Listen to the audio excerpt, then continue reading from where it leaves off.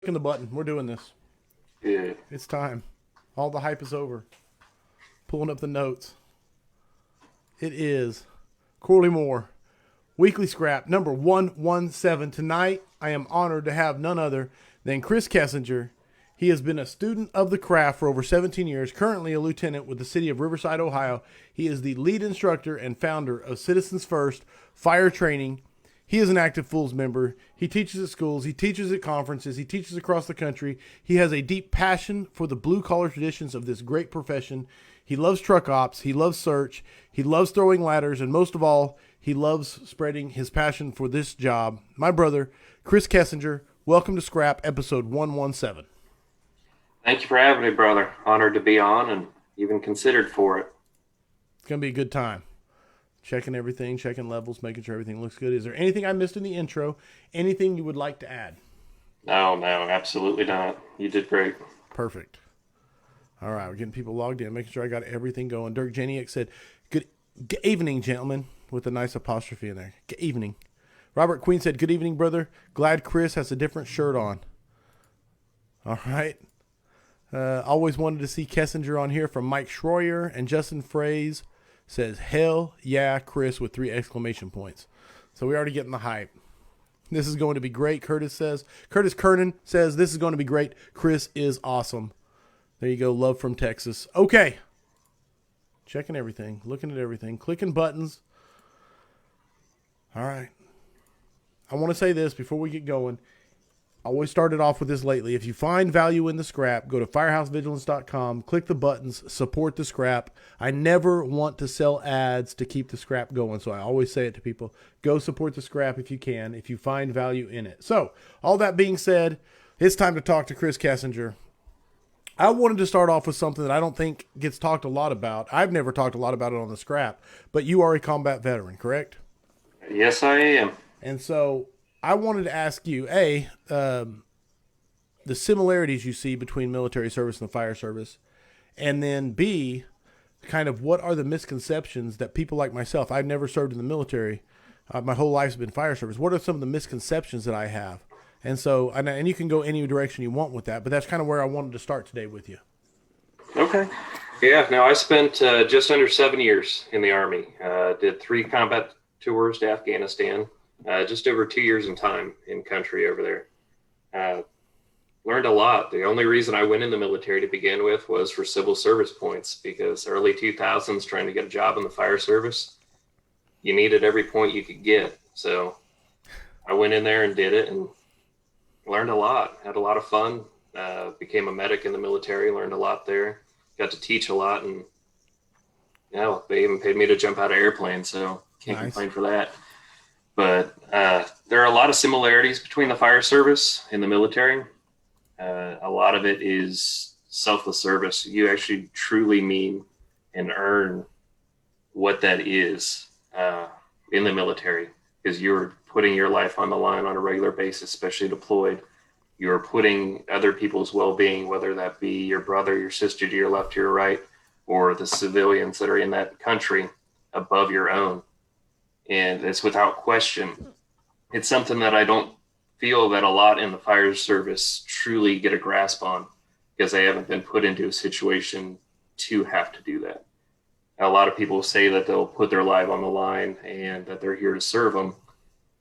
But in the end, are they truly there to do that? Are they going to do that when the difficult call is made? Are they going to make that push? Are they going to enter that dark, turbulent smoke that's coming out without question, at a chance to be able to save a kid, save an adult, a complete stranger, knowing that you may not make it home to your family?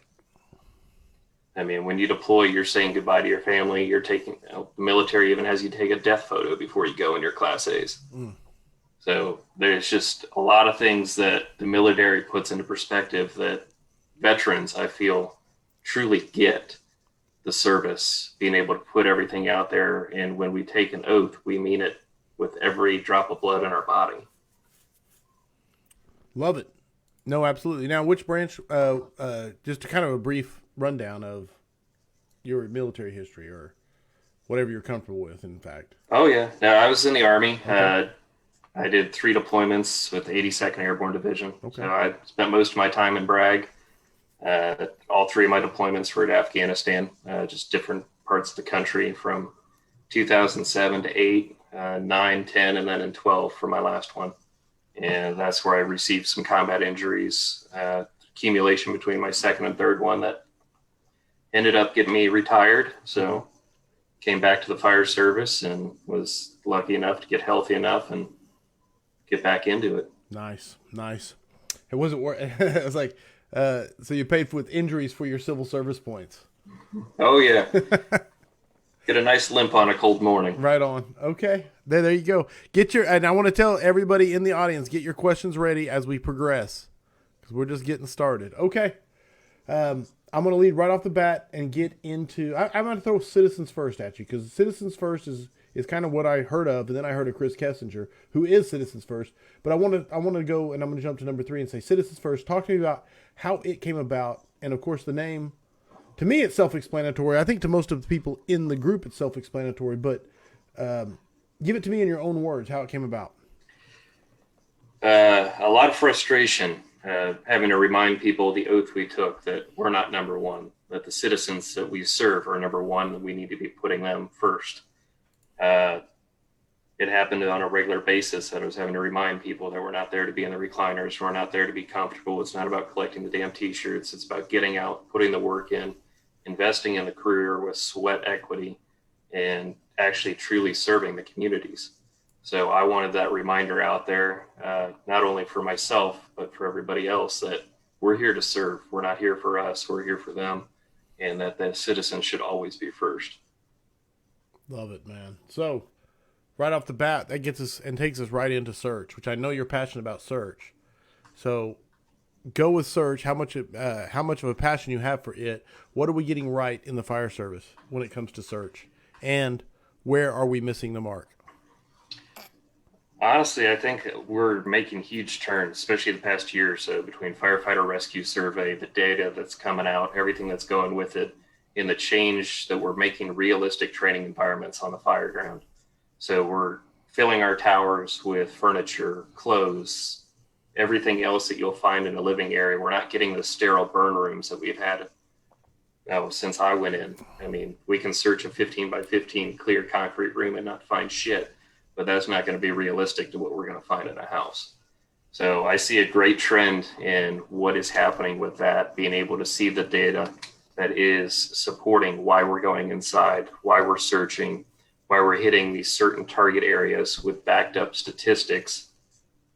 It's amazing, especially with what Chief Brush has done with his school projects and everything else. I mean, it puts so much out there to so many people to help support what we've been doing, what we know we needed to do for so long. Things that we're not getting right, departments cutting the training budget the first thing whenever they're getting into financial stuff. And 100%. They think, preach on that. Yes. Go. Sorry. No, you're fine. It's the first thing that gets cut when we're in financial issues is the training budget. And that is the biggest investment that we can make in our members, and the almost biggest investment we can make in the citizens. Fires are down, but deaths are up. So if we're not filling that gap of knowledge with realistic, aggressive training, we're doing a disservice to the citizens, and we're not making our members prepared to execute when they need to. No, absolutely. And it's not like the training budget is that thick and has that big of a margin to begin with.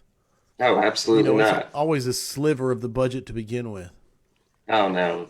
Chiefs will spend more on outfitting their buggies and getting Class A's for themselves than they'll spend on training for a department.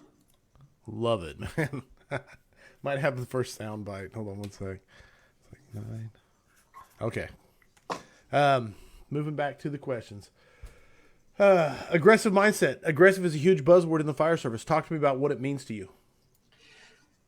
I like to be aggressive in everything I do, even though I prefer fire. I am a paramedic and get put on the medic quite frequently.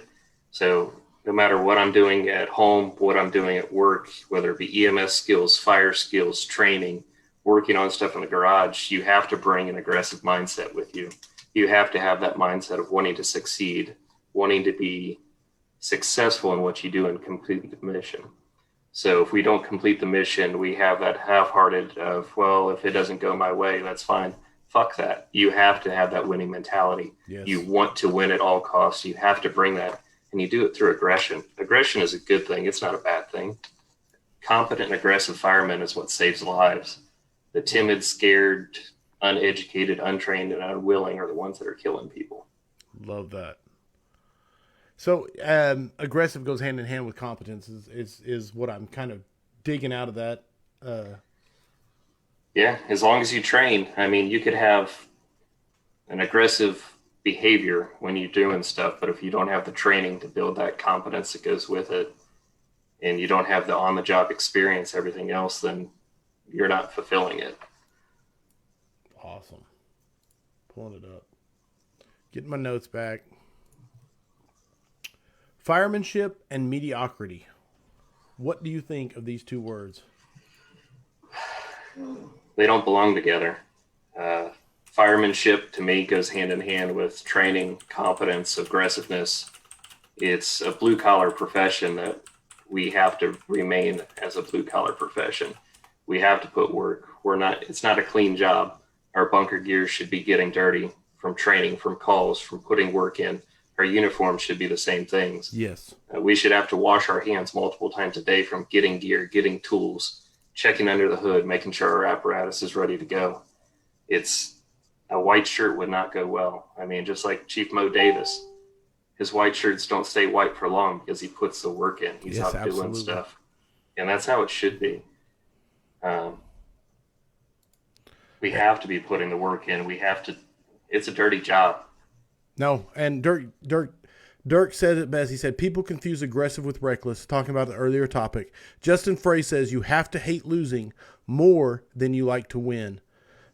Eric Thiel, how can you get the mediocre to be aggressive? There's your first question coming at you. And that's not an easy question to answer, but go ahead. I'll let you field it. Yeah, you have to find a way to get their buy-in. You have to find a way to motivate them. You have to find... Initially, when everybody comes in this job, they get on it, especially career or an active volunteer department, you have that want to do the job. And somewhere along the line, they've either lost it, they haven't had proper mentorship, they haven't had guidance, they haven't had training, and their department must not have invested in them. So you have to find it. You have to reignite that passion for the job, the love for the job, to want to get better. I want to be the guy that comes and rescues my family. I don't want the guy that sits in a recliner chair for 30 years to be the one responding to make a difference in whether my wife, my kid lives or dies.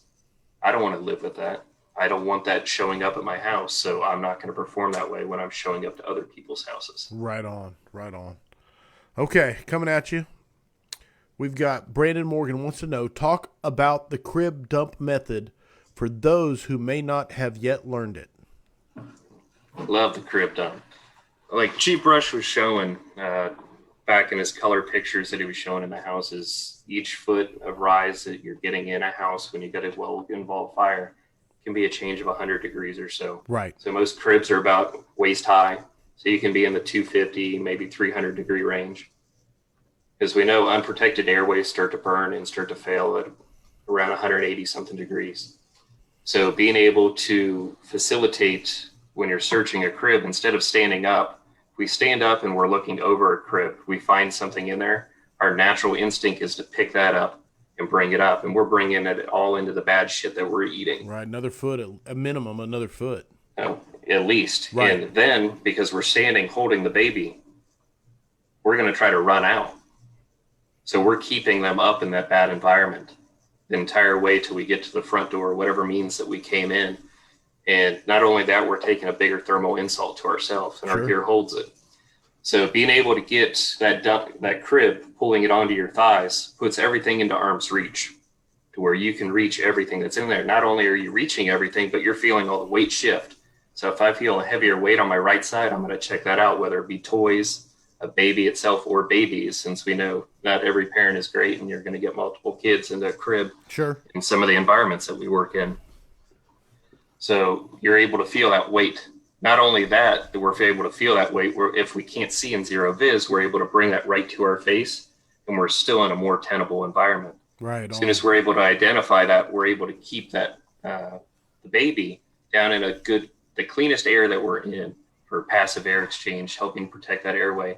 and be able to tripod out, be able to crawl out, keeping them in a better environment. So we're giving them a better chance of survival when we're doing it.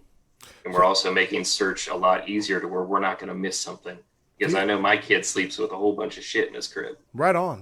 No, I'm sure it'd be better if the scrap could be hands on. But you're sliding in, you're coming in, and you're finding that crib. You're identifying it as a crib, and then your steps from there are You're pulling it right onto your thighs, and I'm pulling it right down because I'll be on both my knees. I'm pulling it right on my thighs, and I can reach into every corner of what's going on in that crib, be able to feel everything, identify everything, and be able to get that baby out a lot safer and a lot faster. And I want everybody to know I had a really sweet, like in my roller chair, a nice little tripod motion going on. It was good. I saw it. Chris would be approving. All right, I got more questions coming at you.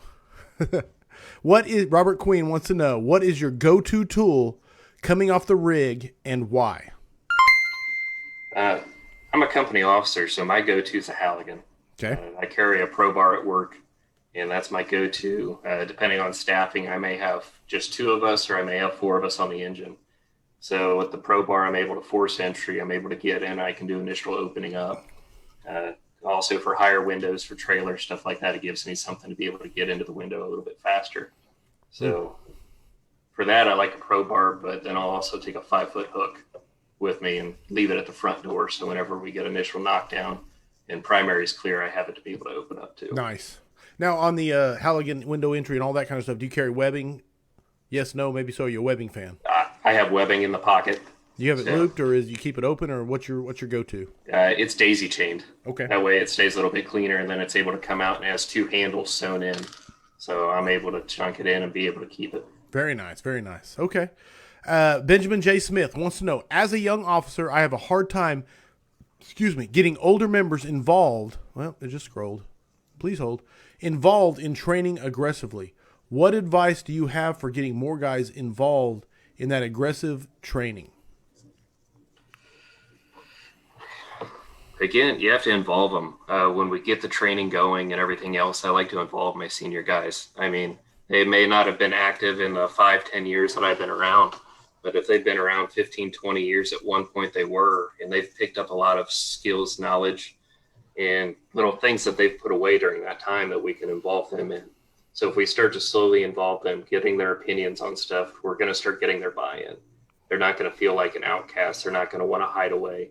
And honestly, I will be the one out showing. I'm going to fail in some trainings. I'm going to fuck up forcing a door.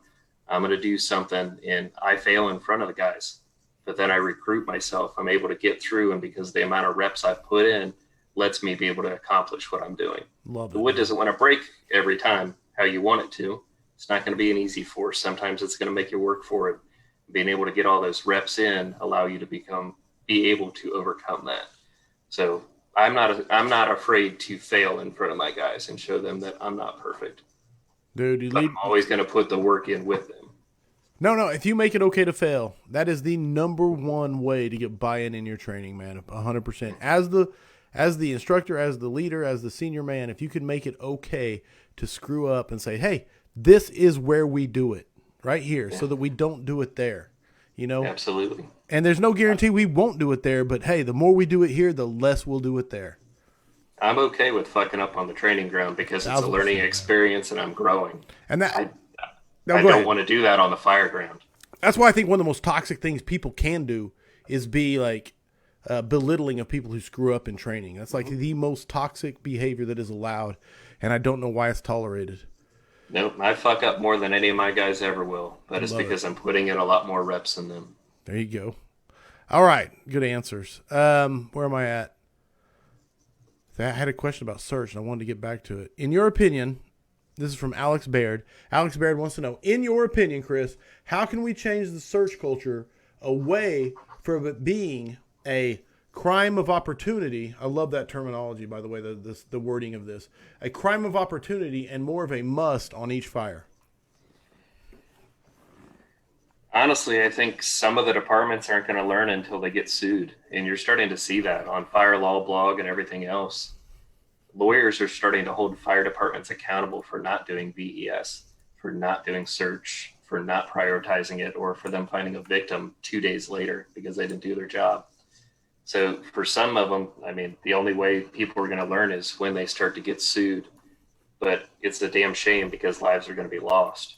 Our number one thing on our oath is to save lives and then property. So we have to save lives. We have to occupy. Firefighter rescue surveys showing that our no reports or bystander reports that are trying to help aren't accurate all the time. So we have a duty. I mean, just Detroit, a mother said that her kid was out of the house. Firefighters went in, they pulled the kid out. It happens on a regular basis, and it's just not being captured, and people aren't paying attention to it. No, just for so firefighter. We have a duty to search. Yeah. Sorry, didn't mean to walk on you.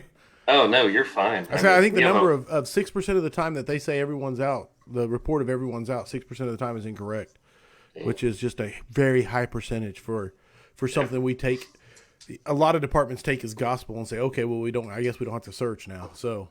Absolutely. I mean, before COVID, you had a third of the workforce in the U.S. that worked nights, and they were home during the day.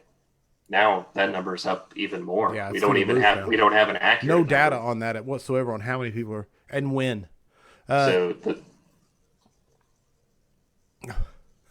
walked on you. Dirk said primary and secondary searches are mandatory benchmarks in my department. And that's the way it should be everywhere. That should be written in your SOPs, your SOGs. Your guidelines should have an all clear for primary and an all clear on secondary as part of the benchmarks that happen, man. And I will beat that drum forever. And I know Chris will agree. Absolutely. By separate crews that are paying attention and know what the fuck they're doing.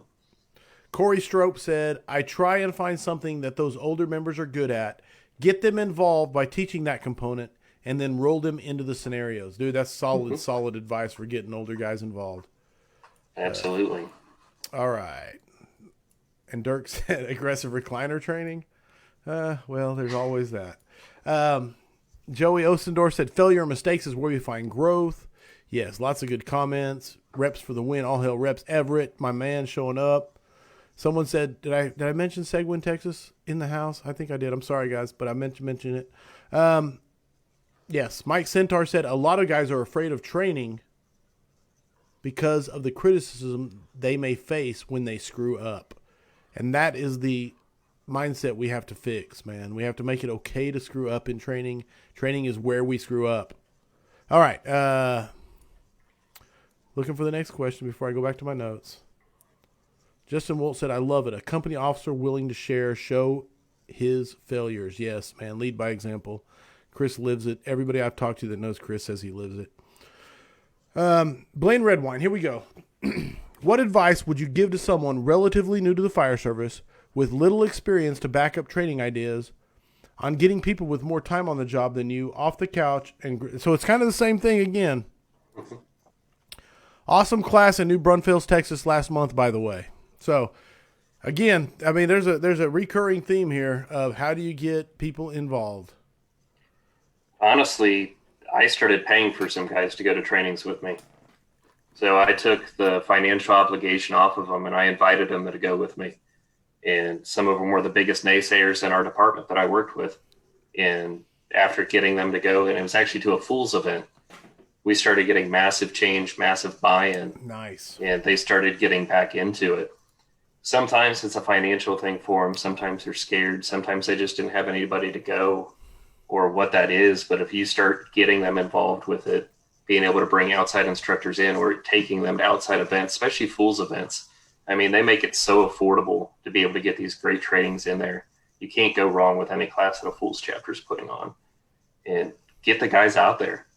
Get some of your crew. Get one person from your crew to start with, and then start getting more. You start getting more of them involved with that. You start bringing more of it back to your department. You're going to start seeing that spread to the rest of your crew, the rest of your shift, into the other shifts. Solid. Joey Ostendorf says, what are your thoughts on writing assignments? How do they relate to a successful fireground operation? I love writing assignments. First day anybody shows up for my shift, I print them out and I hand it to them. Nice. And it's assigned for working fire investigation, all of our incidents that we go with, and it goes to the assignments that I have for their seat, whether it be first due, second due, and it takes away any question that they have of what they're going to do. The only thing being on an engine company is I'm going to tell them what line and where I want it to go as we arrive on scene. Default's the A side door, of course, but I'm going to tell them depending on what I'm seeing or what I see on the 360 where I want them to go. But I love writing assignments. I think we need to have arrival assignments as well for the apparatus coming in. I don't think there needs to be a question. We know we need to put water on the fire. We know we need to search. We know we need to get a crew ready to ventilate. So why don't we go ahead and assign those ahead of time? First engine on scene is putting water on the fire. Second piece, let's go ahead and get search going, then water supply as you get down in there. I mean, first, second engine together can connect and you're just doubling your tank water. You can put a hell of a lot of fire out with that. So take the question out of it. I don't need somebody to tell me to put the fire out when I see it. We just need to be able to go. You need to trust your guys. You need to empower your guys to make decisions to make things happen on the fire ground faster. Boom. If you get nothing else than that, there is a, great answer on writing assignments. And I love the arrival assignments. Just the arrival expectations, man. And how do you call an audible if you don't have an expectation? If you don't have, you can't, when it is unusual, if you don't have a play called, you cannot call an audible. Mm-hmm. All right. I'm preaching. I'm sorry. Alan, Chris Gilpin. I'm going here. How do we get away from the right hand, left hand wall searches? All right. Jim Platt wants to know, how do we get away from the right, left hand wall searches and instead start searching the room? Start filling your training rooms with furniture.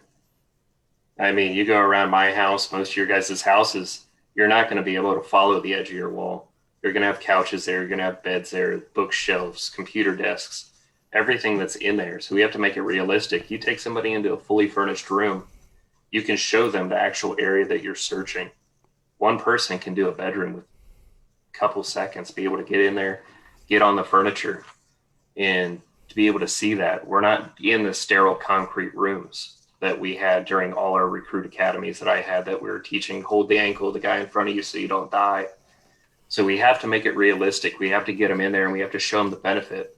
One person stretching out, and I'm not a tall guy, I'm a short guy, 5'9". I can cover 3/4 of a room by sprawling out and reaching around with my hands.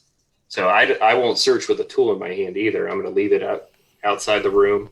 So I'm hands-on. Nice. I want to be able to feel everything with my hands. I want to get on there. And you can tell when you go into a fire afterwards if a crew actually did their damn job and search, because the soot that goes everywhere will leave a print. Are you seeing their marks going across the bed? Are you seeing it on piles of clothes? Are you seeing it on the walls only?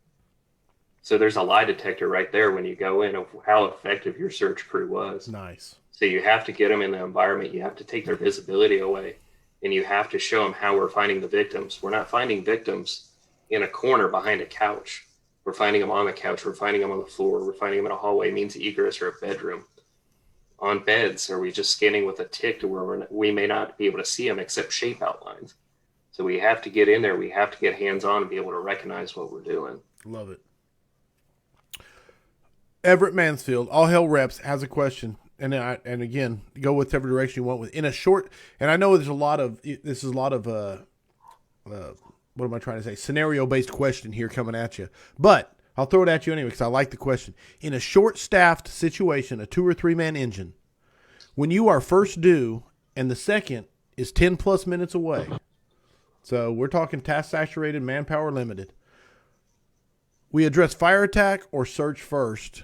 Assume there is searchable space, of course. But just kind of break that question down, whichever direction you want to go with it, because I know there's a lot of assumptions there and a lot of painting.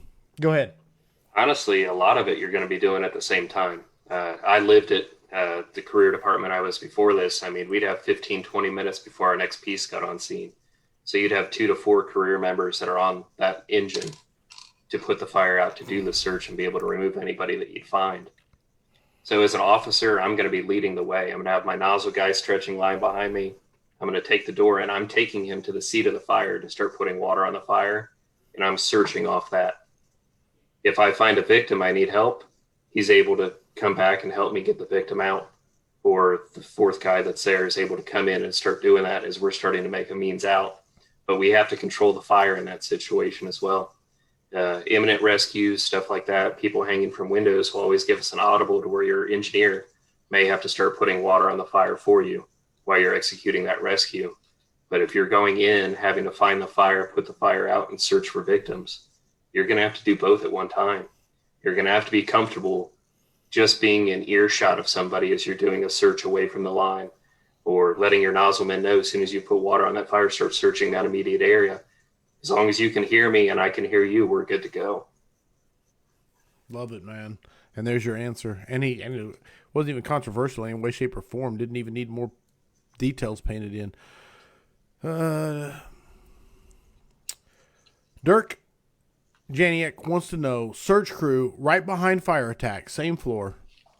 So even say single family or single floor. But does the search and rescue crew take a line in or not, or does it depend? How do you feel? Honestly, no. I don't want my search crew being bogged down by a line. If there's a fire attack line or yeah, if I have an engine company or that is in there putting water on the fire, I want my search crew being hands-free to effectively execute that search as fast as possible. If they're needing an additional line, they're going to have to be able to call for that and be able to play that audible as you're going. But if they're assigned solely search, no, they already have a water line in there ready to protect them. Let's get them searching. It's speed is what we have to be able to fight against time. And we're already behind the time. We're already behind the 8 ball when we get dispatched. So we have to take back as much time as we can, and we do that through speed. Nice. What are some training scenarios that can get guys comfortable being uncomfortable? Kind of what are some of your go-to training scenarios, basically, what I'm getting, without fraying them away from wanting to train? Honestly, smallest tasks around the station take the vision away. The BA shields that are great for your masks to protect the lens. Use that a lot. Do your air pack drills with not being able to see. Get them comfortable working in gloves. Coming off the rig with gloves on is huge for me. I don't want to see guys coming out off of the rig without their gloves on, with no tools in their hand. So they have to do both. So the way to get comfortable with it is to do the stuff around the station with your gloves on, check your mask with your gloves on, getting your pack, troubleshooting everything that's going on. So you get those slow little things to start building their confidence. Nice. We can do a lot of things. We've all been burn buildings where we can see everything because it's clear as can be, and there's a lot of heat. Honestly, that's not doing a whole lot for us, because in the real life, we're not going to be seeing shit. We can feel the heat all we want, but we need to be able to lose that visibility to where we can still perform as we can see. Nice. Getting to a better question. Your family, your house. I'm going through the comments, guys. I'm catching up. Like the answers. Change the search culture. Yes. I can't seem to keep some people with the mentality. Yeah, okay. We had that answer. How can EMS... I'm trying to get clarification on this, but it's Mark Sullivan Jr. wants to know, how can EMS best help the fire service? And I'm not sure what he means by what direction he's taking. How can EMS help? I don't know if you know a good answer for that, or... No, I mean, I want them to be ready to receive victims, not be just sitting in their rig down the street or be sitting there as a yard ornament. Are they trained on cyano kits? Are they ready to start taking CPR? Are they ready for either a downed fireman or a civilian that we're going to find? Nice. Hell, even animals that we're doing. I mean, we pull out animals. Somebody needs to be treating them to better serve the citizens. I know if my dog gets pulled out, I want my dog to live. So they have to be ready to react, and they have to be ready to perform, more importantly. But they have to be integrated with the fire service if they're not part of your agency. If it's a separate agency, you got to train together. They need to know what to expect, what they need to be able to do, and how to work together more effectively. Nice. Very nice. In fact, I may even use that tomorrow. We have an acquired structure. We're doing some fog/smudge pot training in, so. Oh, nice. But it will be nice. But I may even call the ambulance service up there to see if we have a Mayday. Okay. Timothy Gleason, I'm sorry, wants to know, how do you push for specialized training, say RIT, in a department, but the admin just doesn't understand how it needs to get done, and they want you to water it down? Like the yeah. You're not getting easy questions. I'm sorry. No soft tosses. Sometimes you just need to be able to ask for the reins to take it. Say, I want this project. I want to have ownership of it. I want to have the investment in it. And I want to bring it to the agency. Sometimes you get micromanagers that are going to fuck that up and get in your way because they don't understand it. They never had the training or experience to be able to execute it. So they're going to try to water it down to make people happy. But in the end of the day, if you're not effectively doing the rate, you're not effectively doing the search, and you're not effectively putting the fire out, people are dying, whether it's citizens or another fireman. So there's no point to water shit down. We need to perform. So we need to be raising the bar, not lowering it. Right on. No, and you have to almost challenge. I mean, I don't know if he means it coming in as an outside agency like Citizens First being brought in to train and they want you to water it down. You just have to say, sorry, that's not how we do it. Now, if it's inside your own agency, you need the people brave enough to stand up and say, this is not acceptable. Yeah, you need to ask them why they want it watered down. I mean, you're going to have to ask some hard questions. You may hurt some feelings and ruffle some feathers, but are we just watering it down so everybody can complete it on the first time? Or are we actually wanting to learn a task so they can perform it effectively? What's the expectation, really? You have to set the expectation so that you can, I mean, if there's no expectation, there can't be anything else. I mean, plain and simple. I mean, I can check boxes all day long. It doesn't mean people are going to be able to perform when they need to. And if you're going to check boxes, why even teach it? Just check the boxes. Exactly. It's just a waste of everybody's time at that point. All right. Firemanship and mediocrity. What do you think of these two words? I love firemanship. It's what's good in the fire service. It's guys that want to perform, guys that are here for the right reasons. They're not here to collect a t-shirt. They're here to put the sweat in. They're here to put the work in. They're here to get dirty and actually serve the citizens. Mediocrity climbed into the fire service a while back. It took over for a little bit with the safety culture and all that other bullshit, and slowly starting to get that back, I feel. Right on. But, I mean, the more we water stuff down, the more we lower the standard and allow mediocrity to become the standard, the more disservice we're doing the citizens, and is a good reason of why the civilian fire fatalities may be going up. I mean, if fires are going down and more people are dying, we need to address that. And it's not going to be like by lowering standards. We got to raise that shit, hold us up to a professional standard, regardless if you're paid or not. We're to perform as professionals. The citizens don't care the size of your department. They don't care your pay. They don't care your run volume. They don't care your staffing. They expect you to perform the same as they would in New York as they do in the middle of Iowa. Hell yeah. You're there to save their lives, then save their property. Plain and simple. It doesn't get easier than that. All right. They got a lot of questions. They're answering themselves. I'm going back to my notes, pulling them up. What are we missing in fire service leadership? And I'm asking you specifically, like, compared to your military service. Honestly, a lot of people throw the word brotherhood around without even knowing what it truly means, not to live it, to where as soon as you leave a room, they're talking shit behind your back. They are watering down what's going on. They're not there for the right reasons, or they're not performing. And I mean, brotherhood means a completely different thing to me. It means dropping everything that you have to help that person. It means truly living up to your word and taking care of them as your family. Like, my family's huge, from East Coast to West Coast. I have a huge family, and it's not blood. It's from guys I put sweat in, that we've worked together, we've trained together, we've cried together, that we go through all the highs and lows of life together. It's a true brotherhood that goes on with it. And the biggest thing missing from leadership wise, we got a lot of managers. We don't have a lot of leaders. And we don't have servant leadership. We're not there to take care of our guys. It's all about accountability and write-ups and holding paper to guys, all this stuff to where they can meet all their certification checks to make somebody happy in an office building. But we're not truly doing what's best for the guys. Are we doing what they need to do to be home for an important family thing? Are we caring about their family? Are we investing in their wives, their kids, learning their kids and families' names, important things going on in their lives, doctor appointments that they're going to, talking around the kitchen table for your meals? Even if you're not eating the same stuff, are you having that kitchen table time? Are you truly investing in them? And are the leaders above you investing in you? Dude, that's a great answer to that question, man. 100%. Especially when it comes to that. Like, you touched on so many things right there. I'm trying to pick out the one, but the kitchen table, like mealtime. And you even addressed it. Like, I don't care if you're on a keto. I don't care if you're high protein. I don't care if you're low fat. I don't care if you're counting calories. That mealtime is so important for that cohesive family bonding.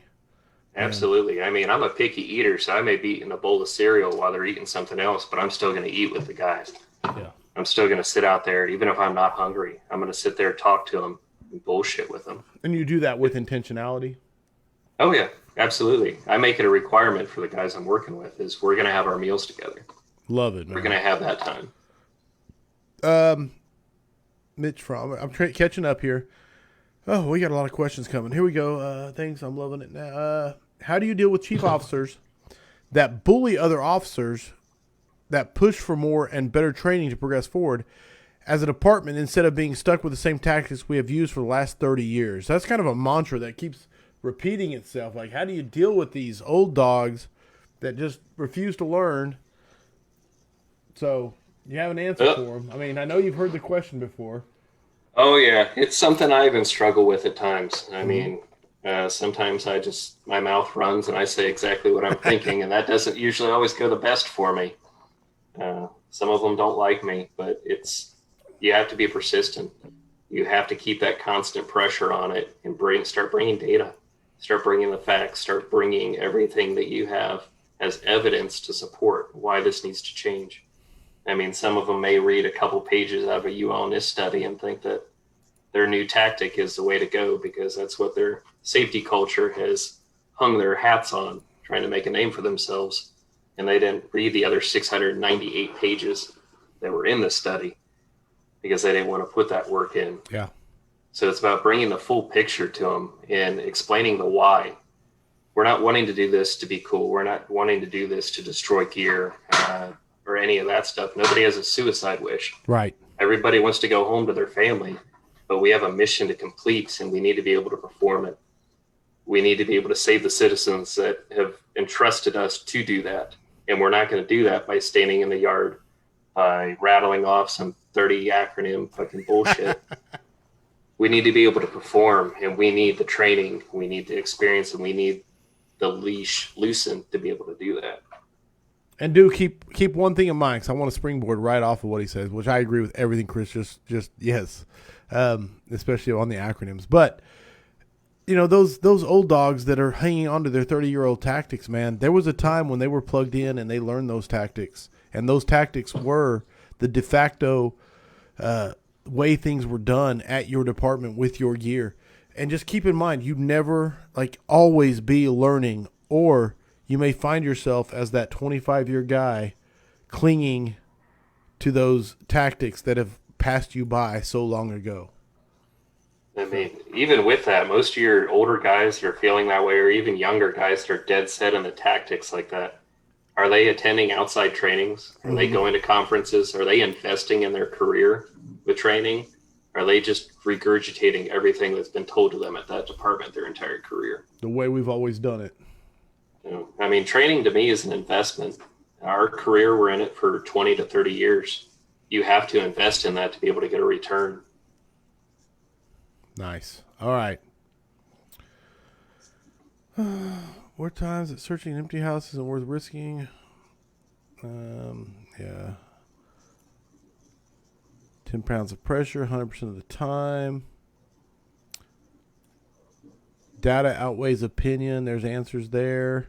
How do you deal with the chief? Yeah. All right. Same questions, different wordings, but dealing with people, who don't want to change. All right. Training. I want to talk training because this is one of my favorite things. How do we overcome, or if we can't overcome, how do we offset the challenges of getting our people solid, realistic training? If you don't have a training building, getting with your county auditor's office, whoever does your buildings in your city, look for vacant houses that are going to be torn down at some point. Try to get into these houses that have furniture, or to be able to set up your training building with furniture. Go into Goodwill, going to the different Salvation Army, stuff like that. You can get a lot of stuff either free or really cheap. Even if you get on social media as a department and you start asking the community for stuff, you'll get more stuff than you could ever wish. Know what to do with, yeah. Yeah, and you're able to fill up these buildings to create realistic environments. So if you can't afford to go to outside training, stuff like that, you have to bring stuff to you. And you have to try to make them as realistic as possible, whether it's theatrical smoke, whether it's mask covers that are going on, or if you're able to do live smoke or even live fire, you have to create realistic conditions to be able to get the guys accustomed to perform in those. So, I mean, everybody has financial challenges as a department, especially nowadays, but we have to come up with creative ways of being able to get in there. And if the city owns all these vacant buildings, the county owns all these vacant buildings, why the hell aren't we using them? 100%. They're going to be torn down anyways. So I've been successful in other departments to where I've been able to do that, and we're burning 12 houses a year sometimes. And it's amazing training that you can get out of them. But even if you can't burn them, you can search a real house. You can see how it performs. You can stretch a line, flow water in real houses, and get your guys in there. 100%. Spotting while you're out doing an apparatus check, or you're out coming back from a call, have your guys pull up to a vacant, stretch a line, throw a ladder, be able to get in there. You're going to see obstacles. You're going to be able to get to a better capability of performing when you're doing that stuff. Thing I did in my old department is anybody could call a drill, no matter what time of day, no matter what time of night. And we would go out to an address they found on an EMS call or driving through town, and we would perform as if it was a real fire. We would Nice. stretch lines, throw ladders, and anybody on the crew had the power to be able to do that. Wow. Even the brand new rookie. And it didn't matter what you were doing. You dropped it and you went full gear, everything. And you were stretching lines, masking up, and performing. That is impressive. What was I going to ask you about? Corey Strope wants to know, can you talk about the best way? And if I just lost the question. Sorry, Corey. Sorry, Chris. I'm looking for it. Scrolling by really fast.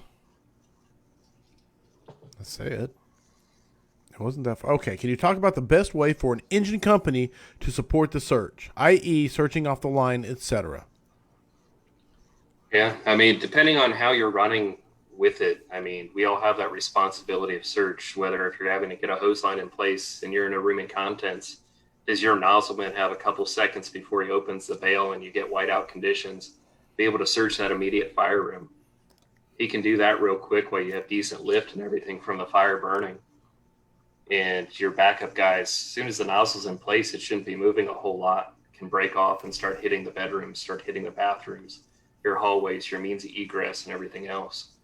So the biggest thing is we have to be comfortable operating in a room adjacent or two rooms adjacent, to where if we can communicate, we can hear the water hitting the fire, we can hear what's going on, or we can hear the crews moving stuff around and searching. We're in communication still. So we still have our crew integrity, everything with that. It's just we have to perform. So not everybody has a dedicated truck company, a dedicated rescue company that will be doing search on every fire. I'd say So most don't. I mean, I think that's the majority of the American Fire Service from my experience. Absolutely. I mean, it's the same as searching doors, stretching lines, throwing ladders. I mean, they don't put ladders on engines for decoration and balance. They're there to be thrown. They're there to be used. So we have to be, even as an engine company, we have to be ready to force the door. We have to be ready to stretch lines. We have to be ready to throw ladders. We have to be ready to search. Jeremy Shiflett wants to know, can we talk about how important it is to explain the why? Absolutely. A lot of people a lot smarter than me have written books on all this, Right. but a lot of the miscommunications, a lot of the misunderstanding, the hesitancy, or the downright I'm not doing that, is people not understanding the why. They're not understanding the importance of the mission of what we're trying to do to be able to get that buy-in. So if you sit there and you explain the why to them, you get it to where they comprehend everything, or why that decision's being made, why we're doing that tactic, you're going to get the buy-in of those people. They're going to start to perform. They're going to start to get on your side, and you're going to gain a hell of a lot more support. So the amount of policies that have come out from, let's say, admin that don't explain the reason for a new policy, the first thing you're going to do is start to hear guys bitch as soon as they read it. But if you start and sit down at the table and explain why behind it, they tend to understand a little bit more, and you start to be like, okay, I get where they're coming from. So if we start explaining the why and the tactics we're doing, the why we're searching a bedroom over a living room as a first priority, right, stuff like that, you start to get them to understand. You start to make this a thinking man's game. I don't want robots. I want people that can think and perform. So they have to understand the why to be able to do that. 100%, man. Love that. And like you said, there's a lot of people who've written a lot. I love that too, man. I love your humility, bro. That comes through, and I respect it very much so. All right, pull my notes up here. Make sure I've got training. Yes. I like to always ask if there are book or books that you think firefighters should be reading. Oh, absolutely. There's a ton of books. A lot of them have been said on here. I mean, one of the biggest ones that I love to get every month is FTTN's monthly pub. Hell yes. I love getting that. I love taking it in the firehouse, getting guys to read it, and I have a stack of them that I go back through. So the Book of Andy, the Book of Shoop, I mean, those are great things that I like to give new guys. Get them reading, get them invested, and there's so much knowledge that's in them. Big fan of David Goggins' Can't Hurt Me, especially the audiobook.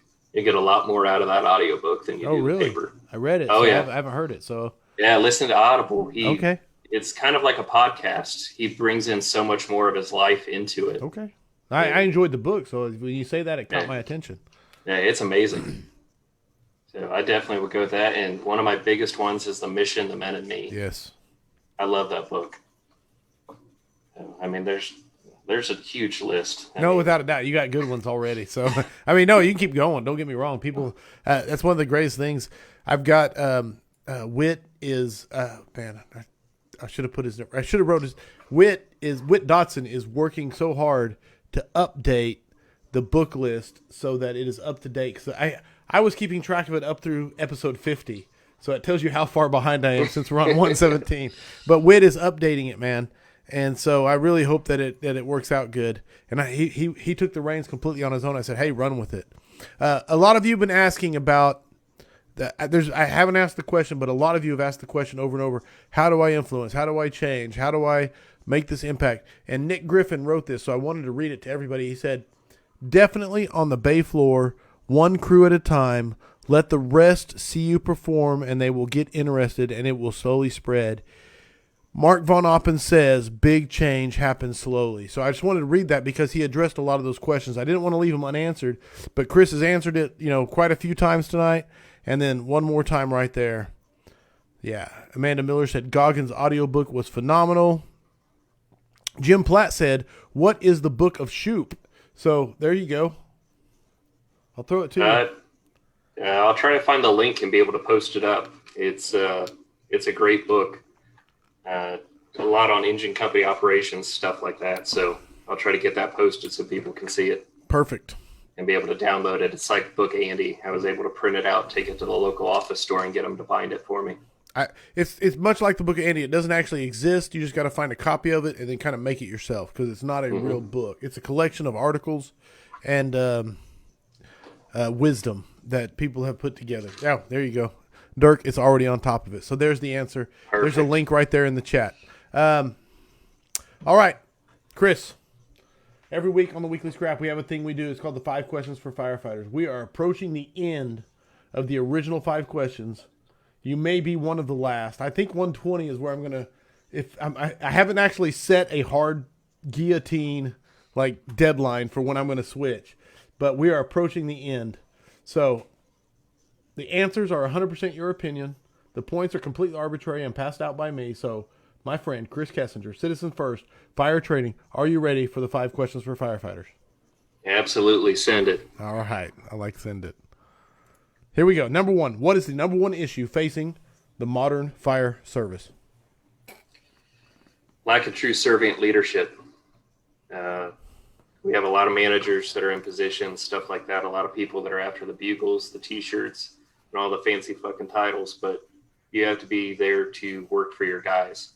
They're not here to work for you. You're there to work for your guys. And we're here to work for the citizens. So we have to be ready to serve. We have to be that example. We have to get out there, put the work in, and be that example through everything we do for them. No, that's solid. Pulling it up. Number 2. What is the thing you are most excited about for the future of firefighting?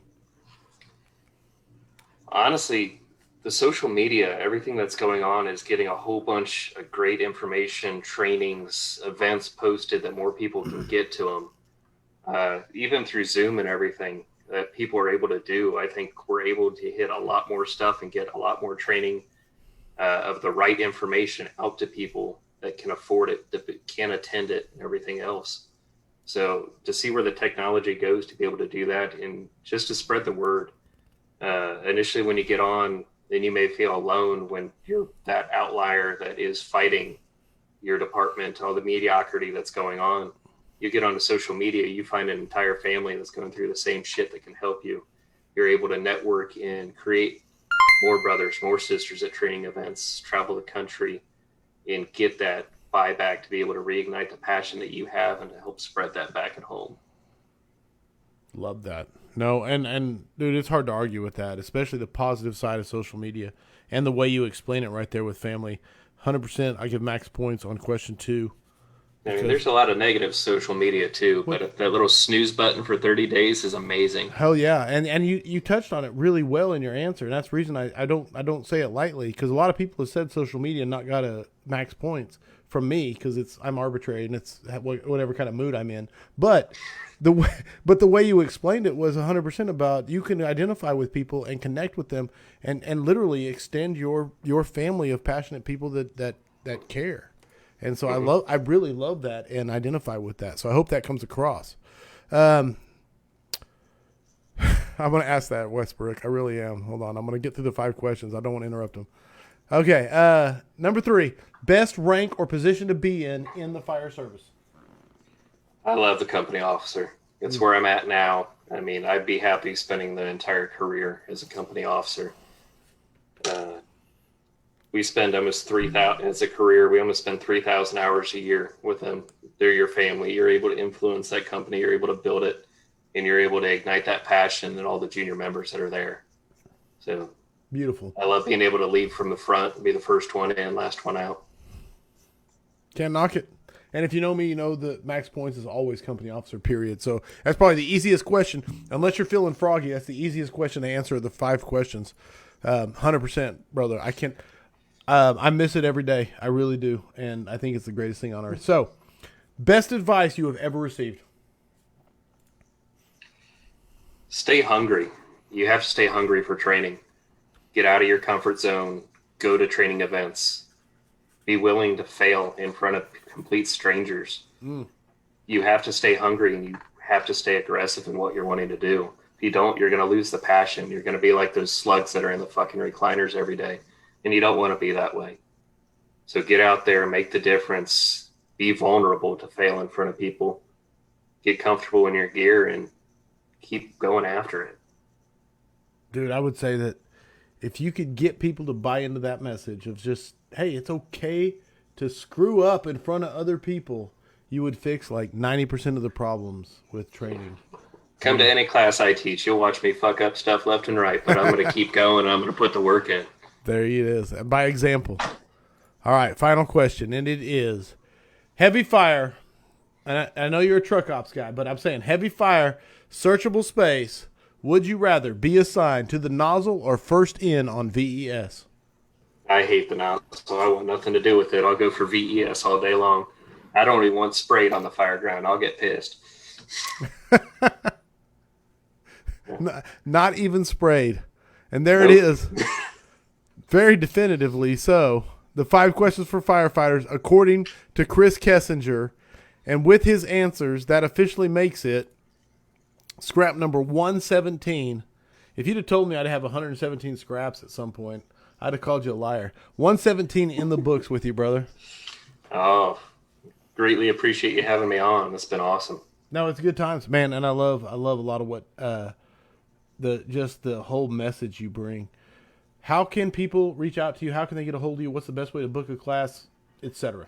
Go. Honestly, you can hit me up on Facebook, Instagram. My phone number is all over the website. Anytime somebody calls the business, it's my cell phone. So I get calls, texts all throughout the night. Facebook's probably one of the best ways. Text, call, email, smoke signals. It don't matter. Love it. That's it, man. Firehouse. I'm trying to think of what else. Next up. Okay, I got to do a quick PSA. Public service announcement from me, from Firehouse Vigilance. We had the Mega Scrap planned. Okay, the Mega Scrap was not my idea. It was Jim McCormick's idea out of FDTN. Of course, Chris is a huge fan. I'm a huge fan. We were going to do, it was his idea. He picked the guest and everything. It was Basil. It was Robert Ramirez. It was Jim McCormick. And they were going to talk about nothing but RIT and Mayday. Because if you know the scrap, it's always one-on-one. So that was going to be the first Mega Scrap. Now, unfortunately, because of reasons completely outside of anybody's control, we had to bump that lineup. And it sucks, but it is what it is. So I was on the phone like, and Mike Walker, Walt Lewis, and Chief Scott Thompson, three of the baddest ass chiefs in the American Fire Service, are coming together to talk about nothing other than the culture of mentorship in the American Fire Service, the modern fire service. And so it's not the original Mega Scrap, but it is the fill-in Mega Scrap, and it's called Mega Scrap Alpha, and the other one will still take place. It's just being postponed. And so I'm pretty pumped about it, but I wanted to explain to everybody that it happened a couple days ago, and then the fill-ins, and I say fill-ins, I mean, like, how do you call Chief Scott Thompson, Walt Lewis, and Mike Walker fill-ins, you know? That's like a really, it's just powerful. So Mega Scrap Alpha is happening a week from yesterday, Monday night, December 20th. I'm super excited. So be here, and we'll see how it goes. I've never had more than I've had multiple guests, but they've always been on one camera together, you know, answering questions. So this will be the first one where it's multiple guests separate across. We'll see how it goes. I don't know. I'm excited to see, and it may crash and burn, and it'll be the last one ever. I don't know. Next place, we got the holidays coming up. Chris is like pre-holiday, and then the Mega Scrap, and then Dennis Laguerre finishes out the year.